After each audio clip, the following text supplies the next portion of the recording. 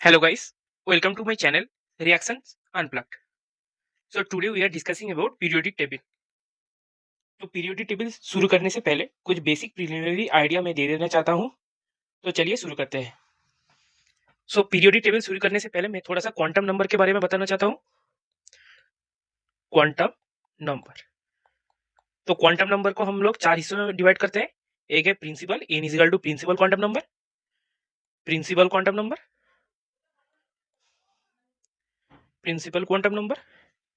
Then है अपना L, L है azimuthal, azimuthal quantum number. M है मैग्नेटिक क्वांटम नंबर और एस है स्पिन क्वांटम नंबर। ये सब हम लोग एटॉमिक स्ट्रक्चर जो पढ़ेंगे वहां पर डिटेल्स में पढ़ेंगे। पीरियोडिक टेबल में इतना भी कुछ काम नहीं है, फिर भी मैं 2-4 क्वेश्चन कराऊंगा, इसलिए थोड़ा सा प्रिलिमिनरी आइडिया दे रहा हूँ। तो एन का मान, एन क्या होता है? एन होता है प्रिंसिपल क्वांटम नंबर। इसका होता है 1 2 3 4 ऐसे चलता रहता है। एन हमेशा पॉजिटिव में रहेगा, नेगेटिव में एन नहीं होता। एल का मान क्या रहता है? एल का वैल्यू रहता है n-1। एम का वैल्यू क्या रहता है? -L2 plus L. एम का वैल्यू रहता है, एस का रहता है +12 टू -12। आप लोगों को घबराने की कोई जरूरत नहीं है। हम लोग जब एटॉमिक स्ट्रक्चर पढ़ेंगे तब वहां पर डिटेल में क्वांटम नंबर के बारे में जानेंगे। तो बेसिक मैंने आइडिया दे दिया, चलिए आप क्वेश्चन करते हैं। एक क्वेश्चन है, how many electrons are present in all subshells fully filled with n plus L is equal to 5। Means n plus L is equal to 5। n plus L जब 5 हो रहा है तो वहां पर कितने सबसेल्स होंगे? तो 5 कैसे होगा? जब n का वैल्यू 5 होगा और l का वैल्यू 0 होगा तब 5 होगा। जब n का वैल्यू 4 होगा, l का वैल्यू 1 होगा, तब यहाँ पर 5 होगा। n का वैल्यू जब 3 होगा और l का वैल्यू 2 होगा तब 5 होगा। और अब जानते हैं n का वैल्यू हमेशा ग्रेटर देन l होता है। ऑलवेज ऑलवेज n का वैल्यू ग्रेटर देन l होता है। तो हम लोग 3 अजम्पशन लगा चुके हैं, +5 +4 +1 +3 +2। जब +5 +2 0 होता है तब क्या होता है? 5s होता है। क्यों? अगर l 0 1 2 3 होता है तब क्या होता है? जब 0 होता है उसको हम s ऑर्बिटल कहते हैं, जब 1 होता है p ऑर्बिटल, जब 2 होता है तब d ऑर्बिटल, और जब 3 होता है f ऑर्बिटल। ऐसे ही 4 होगा जाएगा तो g ऑर्बिटल कहेंगे हम लोग। तो 5s होगा, फिर 4p होगा। क्यों? l का मान 1 है। जब 2 होगा तब क्या होगा? 3d। तब s ऑर्बिटल में टोटल इलेक्ट्रॉन संख्या, total electron number. 5s orbital में टोटल इलेक्ट्रॉन नंबर क्या होगा? 2 इलेक्ट्रॉन रहेंगे। p ऑर्बिटल में इलेक्ट्रॉन संख्या 6। p ऑर्बिटल में इलेक्ट्रॉन का नंबर है 6। d ऑर्बिटल में रहेगा इलेक्ट्रॉन 10। क्यों? d को हम लोग 5 बार डिवाइड करते हैं, 1 2 3 4 5। 1 2 3 4 5 6 7 8 9 10। ये रहा d ऑर्बिटल। तो टोटल कितना हुआ? 6 प्लस कर दो, 6 10 16 2 18। तो हमारा राइट आंसर होगा 18। 18 हमारा राइट आंसर होगा।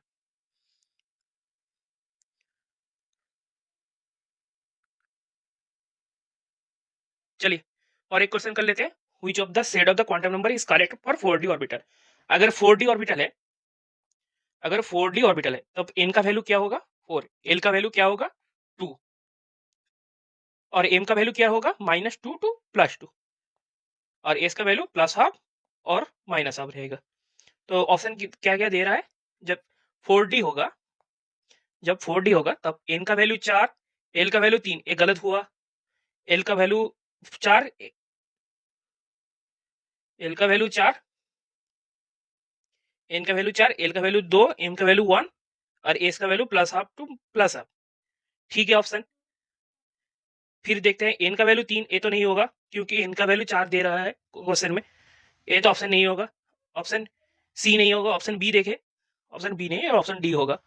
n का वैल्यू 4, l का वैल्यू 2, m का वैल्यू 3। ए भी नहीं होगा क्योंकि वी नो दैट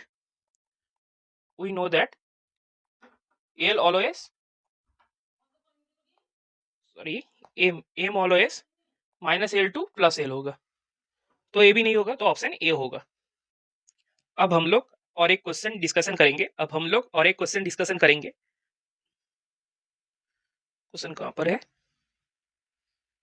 तो this is the question, if orbital can hold maximum 3 electrons the number of elements in 11th period. ये बहुत ही इंपॉर्टेंट क्वेश्चन है, इसको स्टार मार्क कर लेना, बहुत ही इंपॉर्टेंट क्वेश्चन है, इसको स्टार मार्क कर लेना। जेई एडवांस में पूछा जाता है, बहुत बार पूछा गया है जेई एडवांस में। तो इसका थ्योरी थोड़ा बता दूं कैसे होगा क्वेश्चन का आंसर। तो आंसर लिखेंगे आप लोग, आंसर होगा, जब हम पीरियड के बारे में बताएंगे तब इसको दो क्लास में भाग करेंगे हम लोग।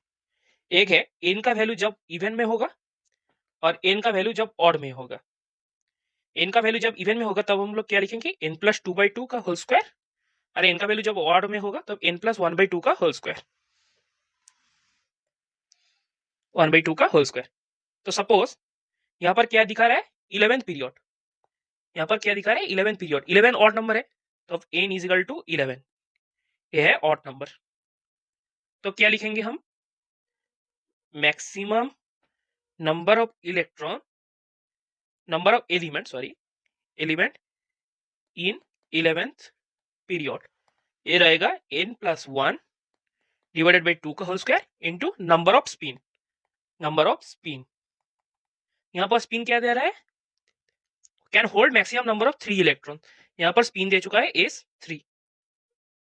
तो क्या होगा 11 प्लस 1 डिवाइडेड बाई 2 का होल स्क्वायर प्लस 3।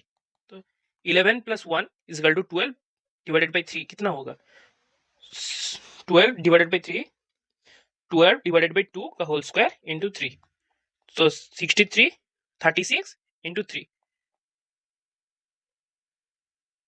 108। तो आंसर होगा 108। अगर सपोज यही क्वेश्चन में हम लोग दे देंगे, अगर suppose if find the maximum number of element in 10th period, तब क्या होगा, तब देखा गया है 10th क्या है इवन नंबर, तब n is equal to even होगा, तब क्या होगा n प्लस 2/2 का होल स्क्वायर, तब क्या होगा 10 प्लस 2/2 का whole square into number of spin, यहाँ पर नंबर ऑफ स्पिन अगर नहीं दे रहा है तब 2 मान लेना, क्योंकि एक ऑर्बिटल में 2 इलेक्ट्रॉन रहेंगे तो 2 मान लेना। तब यहाँ पर क्या होगा 36 इंटू 2 74। तो आप लोगों को मैंने एक ऑर्बिटल में अगर 10th पीरियड है, वहां पर अगर स्पिन नंबर 3 है और 2 है, तब नंबर ऑफ एलिमेंट्स क्या होगा मैंने आपको दिखाया, एक इवन और एक केस ऑड का मैंने दिखाया, और एक केस मैंने ऑड का आपको दिखाया। तो एक कुछ बेसिक सा क्वेश्चंस था जो मैंने आप लोगों के साथ डिस्कस किया। अब लोग हम स्टार्ट करेंगे जेड इफेक्टिव। अब हम पढ़ेंगे पीरियोडिक टेबल। पीरियोडिक टेबल में हम लोग क्या पढ़ेंगे, पीरियोडिक प्रॉपर्टीज।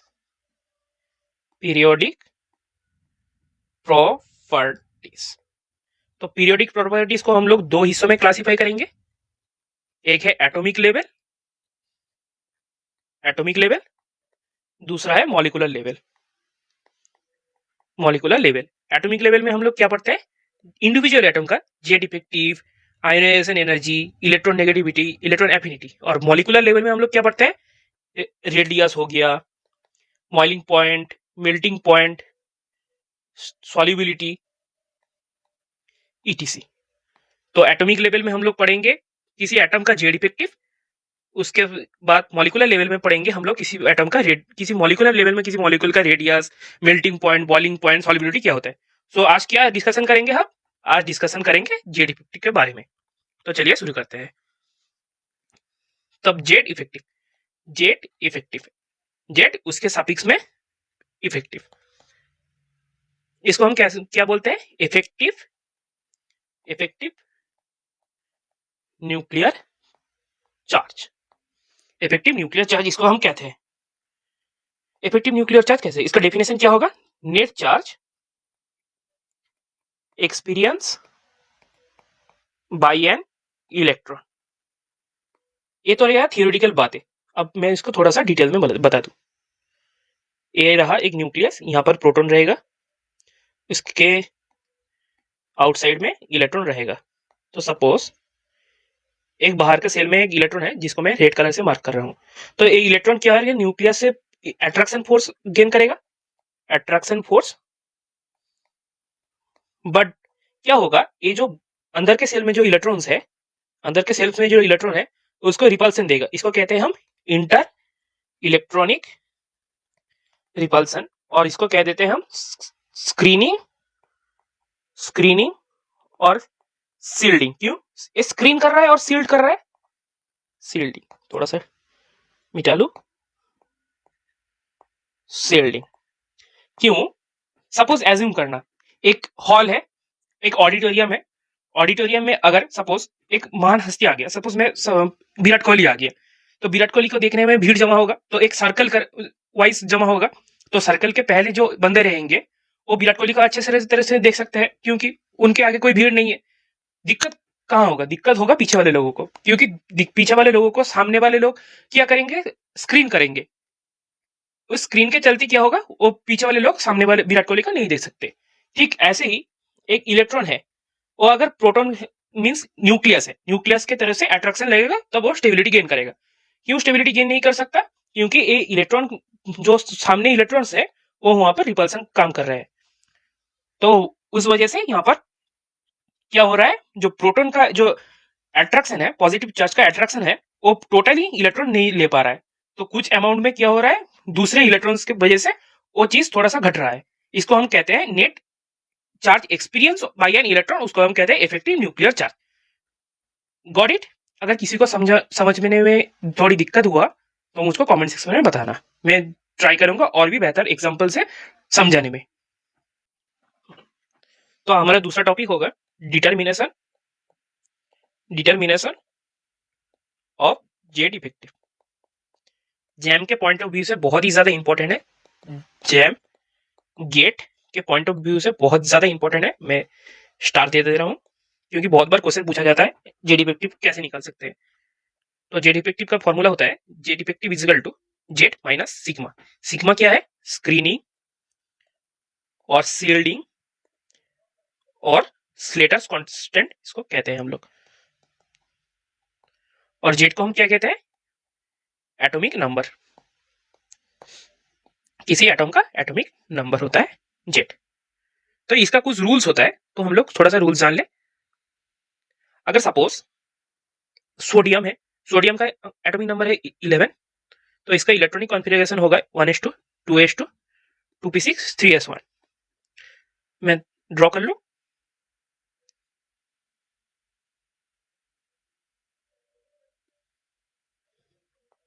ये है n is equal to 1, n is equal to 2, n is equal to 3।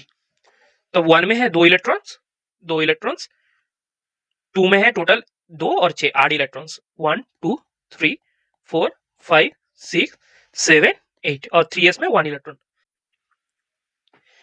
3s1 means जो 1 इलेक्ट्रॉन है उसके सामने टोटल 8 और 10 इलेक्ट्रॉन का रिपल्सन लगेगा। इसके वजह से वो क्या होगा, जो न्यूक्लियस का प्रोटॉन है उसका अमाउंट जो है अट्रैक्शन फोर्स वो नहीं लगेगा वहां पर। इसको ही हम लोग शॉर्ट फॉर्म में कहते हैं जेड इफेक्टिव। तो विज्ञानी स्लेटर्स ने कुछ रूल्स दिया था, वो हम लोग पढ़ लेते हैं। पहले हम लोग पढ़ेंगे Slater's rule to determine Z effective.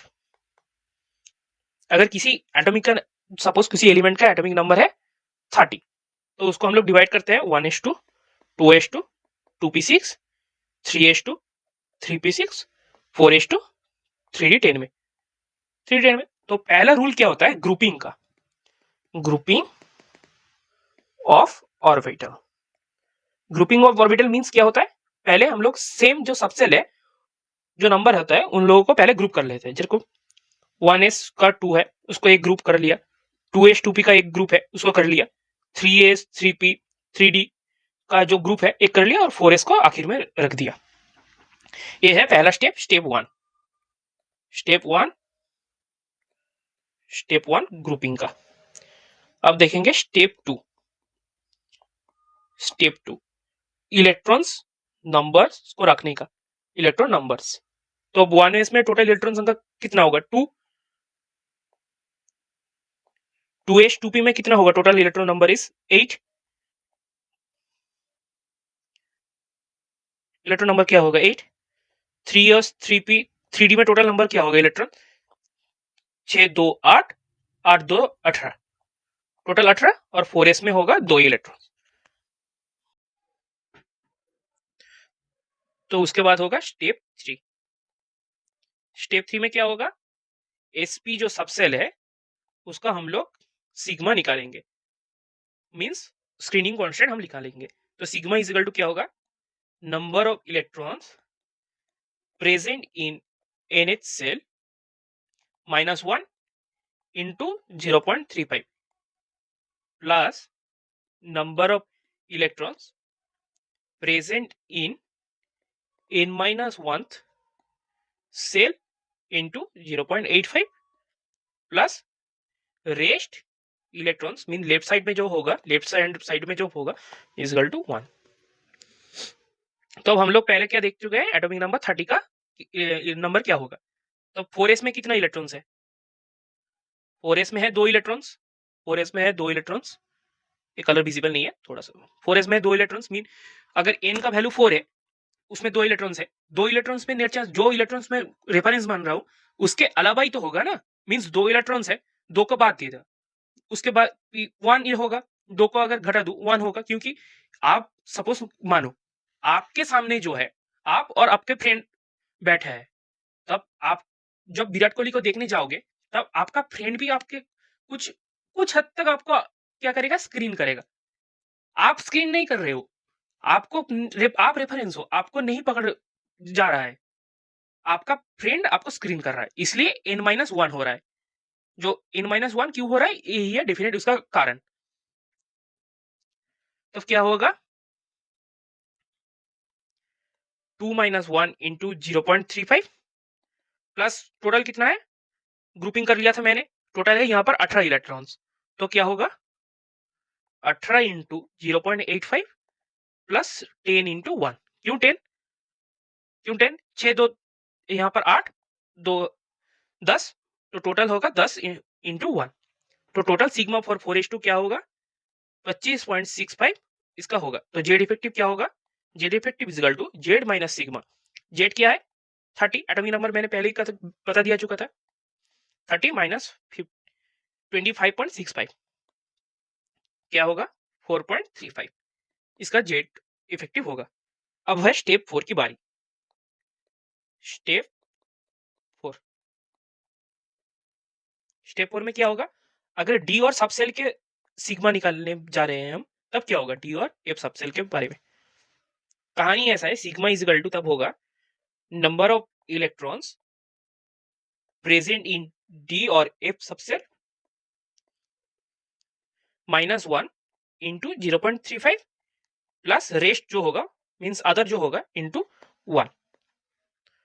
अगर वही मान ले एटॉमिक नंबर है 30, उसका हम लोग 3D का सिग्मा निकालेंगे। क्वेश्चन होगा 3D का सिग्मा निकालेंगे, तब क्या होगा? मैं फिर से ग्रुपिंग कर लेता हूँ। 1s 2s 2p का टोटल होगा 8, 3s 3p और 3d 2 6 10 और 4s2। अगर हम लोग 3D में निकालेंगे तो हम लोग 4s को नहीं पकड़ेंगे। क्यों? सपोज आप मान लो आप बैठे हो, आपके पीछे बैठा है एक बंदा, आपके पीछे वाले बंदा ने आपको कोई डिस्टर्ब किया है? क्यों? आप उसके आपके पीछे बैठा है ना, आपको वो स्क्रीन नहीं कर रहा है, तो आप विराट कोहली को इजीली देख पाओगे ना। आपके सामने जो बैठा होगा वही आपको स्क्रीन करेगा, पीछे जो बैठा है वही आपको स्क्रीन नहीं करेगा। मींस 3D के पीछे है 4s, 3D के पीछे है 4s, तो वो स्क्रीन नहीं करेगा, वो स्क्रीन नहीं करेगा, इसलिए हम 4s को नहीं हिसाब में लेंगे, उसको कैंसिल कर देंगे। 3D का सिग्मा क्या होगा? 9 इंटू 0.35।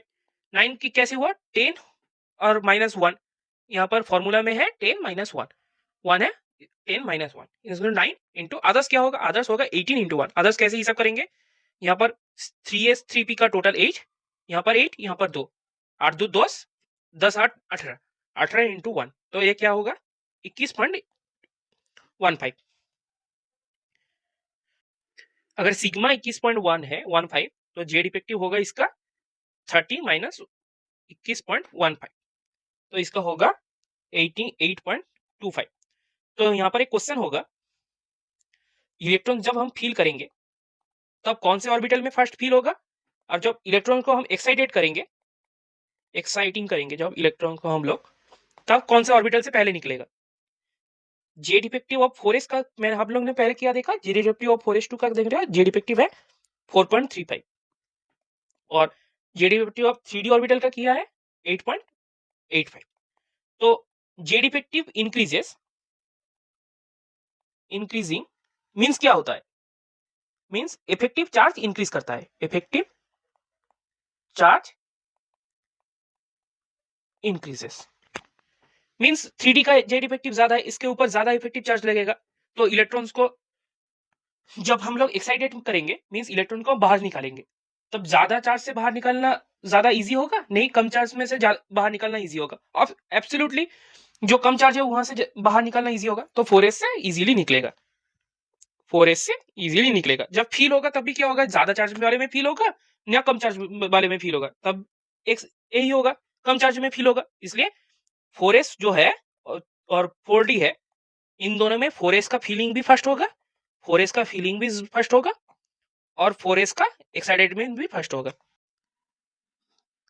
चलिए एक क्वेश्चन कर लेते हैं, थ्योरेटिकल मैंने पढ़ा दिया, अब उसके अनुसार एक क्वेश्चन कर लेते हैं।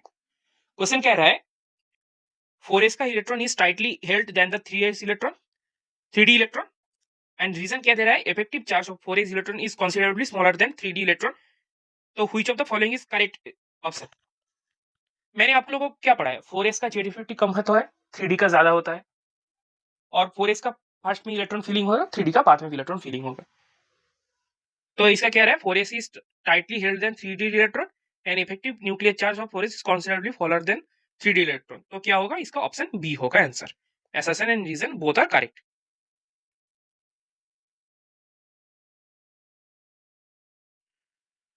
और एक क्वेश्चन हो जाए, और एक क्वेश्चन क्या कह रहा है, effective nuclear charge Z effective is equal to Z minus sigma, in this formula what is sigma and which rule is used in this calculation. तो सिग्मा क्या होता है, सिग्मा होता है हमारा स्क्रीनिंग कांस्टेंट, सिग्मा होता है स्क्रीनिंग कांस्टेंट, तो ऑप्शन बी नहीं होगा। तब यहां पर कौन सा रूल होता है, स्लेटर्स रूल, मैंने आपको पढ़ाया स्लेटर्स रूल। क्वेश्चन है, प्रॉब्लम है lithium beryllium boron last electron का जेड इफेक्टिव कितना होगा, लास्ट इलेक्ट्रॉन जेड इफेक्टिव कितना होगा, इसका आंसर क्या होगा। आंसर तो जनरल वे में हम क्या करेंगे, लिथियम 3 है तो पहले ग्रुपिंग कर लेंगे, पहले इलेक्ट्रॉन कॉन्फ़िगरेशन लिखेंगे 1s2 2s1, तो ग्रुपिंग कर ले 1s2 और 2s1। फिर मैंने आपको क्या कहा था, स्टेप ए है स्टेप 2, फिर आ गए स्टेप 3। पहले तो स्टेप 1 है, स्टेप 1 इलेक्ट्रॉनिक कॉन्फ़िगरेशन लिखना पड़ेगा, स्टेप 2 एंड स्टेप 3। स्टेप 3 ने हम लोगों को क्या बोला था, जब आप लोगों का जब sp ऑर्बिटल होगा तब क्या लिखेंगे, sigma is equal to electron repulsion, electron present in NH shell -1 into 0.35 plus number of electrons present in N-1 shell into 0.85 plus rest electron into 0.14। तो यहाँ पर लास्ट इलेक्ट्रॉन क्या है 2s में, तो 2s में 1 इलेक्ट्रॉन, तो 1 को हम कंसीडर नहीं करेंगे, 1 - 1 0 हो गया, तो 0 into 3.35 प्लस 2 पॉइंट, यहाँ पर 2 इलेक्ट्रॉन्स है 2.0.85, तो इसका वैल्यू होगा 1.7, फिर जेड इफेक्टिव होगा 3 - 1.7 इज इक्वल टू 1.3। सिमिलर तरीके से बोरोन का होगा, बोरोन आप लोग करेंगे, बोरोन का क्या होगा, मैं बेरिलियम का कर देता हूं, बेरिलियम का होगा 1s2 2s2, इसका भी ग्रुपिंग कर लेंगे हम 1s2 2s2। फिर क्या होगा, 2s को हम लोग लिखेंगे 2 - 1 into 0.35 प्लस 2 into 0.85, इसका होगा 0.35 प्लस 1.7, इसका होगा 2.05। तो जेड इफेक्टिव क्या होगा 4 - 2.05, तो क्या होगा 1.95। तो ये तो गया लॉन्ग प्रोसीड्योर, कैसे हम लोग निकालते हैं, ये तो गया लॉन्ग प्रोसीड्योर फॉर क्या, लिथियम बेरिलियम बोरोन का लास्ट इलेक्ट्रॉन का जेड इफेक्टिव। अब अगर सेकेंड पीरियड में अगर सेकेंड पीरियड में आप लोग को पूछा जाए क्या लास्ट इलेक्ट्रॉन का जेड इफेक्टिव क्या होगा, तो इसका एक शॉर्ट ट्रिक्स है, मैं आप लोग को शॉर्ट ट्रिक सिखा दे रहा हूँ। तब हम लोग लिखेंगे Z effective is equal to 0.65 whole n plus 1। n क्या होगा? n होगा number of valence electron, number of valence electron. तब हम लोग क्या रखेंगे? अगर हम लोग रखेंगे बोरोन, बोरोन तो आप लोग करेंगे, मैंने बेरिलियम का चुना। बेरिलियम का क्या है? 1s2 2s2। इसका बैलेंस इलेक्ट्रॉन में इलेक्ट्रॉन क्या होगा? 2 है, तो क्या लिखेंगे? 0.65 2 प्लस 1, इसका होगा 0.65 इंटू 3 5 6 9 1.95। तो हमने क्या करा था बेरिलियम का? बेरिलियम का हमने किया था 1.91। देखो मैच हो गया, ये गया इसका शॉर्ट ट्रिक्स। जो कैसे हम लोग करते हैं, लास्ट इलेक्ट्रॉन होगा 2p इलेक्ट्रॉन में, लास्ट इलेक्ट्रॉन का जेड इफेक्टिव, लास्ट इलेक्ट्रॉन का जेड इफेक्टिव कैसे होगा, एक गया शॉर्ट ट्रिक्स। चलो और एक प्रॉब्लम करते हैं हम लोग। प्रॉब्लम है स्कैंडियम टाइटेनियम वेनेडियम का जेड इफेक्टिव क्या होगा, लास्ट इलेक्ट्रॉन का जेड इफेक्टिव क्या होगा? Z effective of last electron, ये जैम में पूछा गया है पीआईक्यू, एक है प्रीवियस ईयर क्वेश्चन। तो स्कैंडियम का इलेक्ट्रॉनिक कॉन्फ़िगरेशन हम कर लेते हैं, मैं एक करूंगा, आप लोग दोनों कर लेना। स्कैंडियम का होता है 1s2 2s2 2p6 3s2 3p6 3d1 4s2। तो ग्रुपिंग कर लेना, ग्रुपिंग कर लोगे आप 1s2 2s2p 3s 3p 3d और 4s। 4s का होता है 2 इलेक्ट्रॉन। तो सिग्मा क्या होगा? 1 into 0.35 plus 9 into 0.85 plus 10 into 1 होगा सिग्मा 18 होगा। जेड इफेक्टिव क्या होगा? Z effective is equal to Z minus sigma 21 minus 18, तो इसका होगा 3। तो ऐसे ही टाइटेनियम का इलेक्ट्रॉनिक नंबर है, एटॉमिक नंबर है 22, आप लोग करेंगे। वेनेडियम का भी आप लोग करेंगे। कमेंट सेक्शन में मुझको बताना, कमेंट सेक्शन। चलो इसका भी शॉर्ट ट्रिक सीख लेते हैं हम लोग, कैसे होगा। अगर हम लोगों को पूछा जाए जेड इफेक्टिव ऑफ 3D का क्या होगा, तब 2 इंटू 2.85 प्लस 0.15 एन। एन क्या होता है? Number of electron present in D subshell, ये होता है for last electron, for last electrons. तब रहता है क्या होगा? शॉर्ट ट्रिक्स ए रहता है। तो शॉर्ट ट्रिक्स अनुसार आप लोग निकाल पाओगे। मींस मैं कर देता हूँ क्रोमियम 24, इसका इलेक्ट्रॉनिक कॉन्फ़िगरेशन क्या होगा? 1s2 2s2 2p6 3s2 3p6 3d5 4s1। तो शॉर्ट ट्रिक्स लगाना। Z effective of 3D series का क्या होगा? 2.85 प्लस 0.15 इंटू डी ऑर्बिटल में कितना इलेक्ट्रॉन्स है? 5 इलेक्ट्रॉन्स, तो 5, इसका आंसर होगा 3.60। आप लोग लॉन्ग प्रोसीड्यूर से भी करना, देखना सेम आंसर आएगा। चलो आज का एक क्वेश्चन होगा फिर, problem find the Z effective on 1s electron of sodium. Sodium का जेड इफेक्टिव 1s क्या होगा? कॉन्फ़िगरेशन कर लेते हैं। Sodium 1s2 2s2 2p6 3s1। Means 1s का इलेक्ट्रॉन कह रहा है तो बाकी हटा देना चाहिए, बाकी हटा दो, बाकी हटा दो, सिर्फ 1s को रखना। 1s2 मींस क्या होगा? 1 माइनस 2 माइनस 1 इंटू 0.35, यही होना चाहिए, बट ये गलत है, ये कभी नहीं होगा। जब 1s का इलेक्ट्रॉन निकालने का कहेगा तब ऑलवेज हम सिग्मा इजिकल टू क्या लिखेंगे? 1 इंटू 0.35।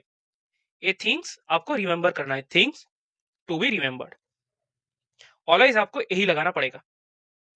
ऑलवेज जब किसी भी एटम का आप लोग को 1s का इलेक्ट्रॉन निकालने का तरीका से बताएंगे तब 1 into 0.35, like hydrogen, helium, lithium, beryllium, boron etcetera. जब भी 1s का इलेक्ट्रॉन का जेड इफेक्टिव निकालने में पड़ेगा तो सिग्मा क्या निकालेगा? 1 इंटू 0.3। चलो एक क्वेश्चन कर लेते हैं, एक क्वेश्चन कर लेते हैं हम लोग। क्वेश्चन कह रहा है the correct values of Z effective scandium titanium vanadium respectively are. Scandium titanium Z effective क्या होगा? तो we know that Z effective increases along the period. ये आप लोगों को नेक्स्ट दिन जब मैं पीरियोडिक प्रॉपर्टीज में जे डेरिवेटिव कैसे वेरीज करेगा तब वहां पढ़ाऊंगा, तब आप लोगों को बताऊंगा, वरना आप लोग ऐसे ही निकालेंगे जे डेरिवेटिव क्या होगा। तो इसका राइट आंसर होगा ऑप्शन सी, ये होगा राइट आंसर। आप लोग आंसर निकालना होम टास्क, आप लोगों का होम टास्क से,